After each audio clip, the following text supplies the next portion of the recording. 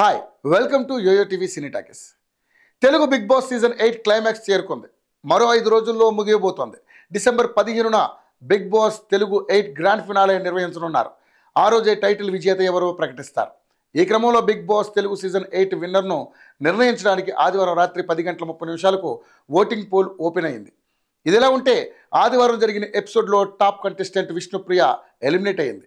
Title ఫేవరెట్గా హౌస్లోకి అడుగుపెట్టిన ఆమె గ్రాండ్ ఫినాలకు చేరకుండానే బయటకు వచ్చేసింది. దీంతో ఆమె అభిమానులు కాస్త నిరాశకు లోనవుతున్నారు. సీజన్ ప్రారంభంలో తన ఆట మాట తీరుతో బిగ్ బాస్ ఆడియన్స్ మనసు గెలుచుకుంది విష్ణుప్రియ. ఫిజికల్ టాస్క్లోనూ చురుగ్గా పార్టిసిపేట్ చేసింది. అయితే అదే సమయంలో పృథ్వీరాజ్తో లవ్ ట్రాక్ నడపడం చాలామందికి నచ్చలేదు. అంతేకాదు తన లవ్ విషయాన్ని ఎలాంటి సంకోచం లేకుండా ధైర్యంగా బయటకు చెప్పింది. కానీ పృథ్వీ మాత్రం కేవలం తమది ఫ్రెండ్షిప్ అని చెప్పాడు. అయినా విష్ణుప్రియ మారలేదు. తన ఫోకస్ అంతా పృథ్వీపైనే నిలపడంతో గేమ్ దారి తప్పింది. ఫలితంగా ఓటింగ్ శాతం కూడా తగ్గింది. దీంతో టాప్ 5 కంటెస్టెంట్స్గా కూడా నిలబడకుండా బిగ్ బాస్ హౌస్ నుంచి స్టార్ యాంకర్ ఎలిమినేట్ అయింది.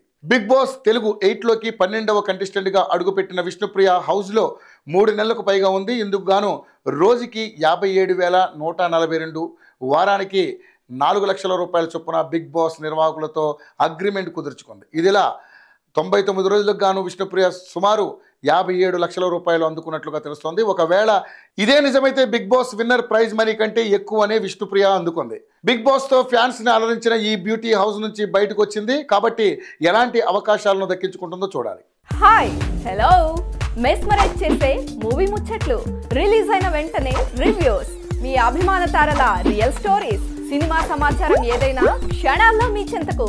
మరింకెందుకు ఆలస్యం, యోయో సినీ టాకీస్ ని సబ్స్క్రైబ్ చేసుకోండి. హలో నోటిఫికేషన్ కోసం గంట కొట్టడం అస్సలు మర్చిపోకండి.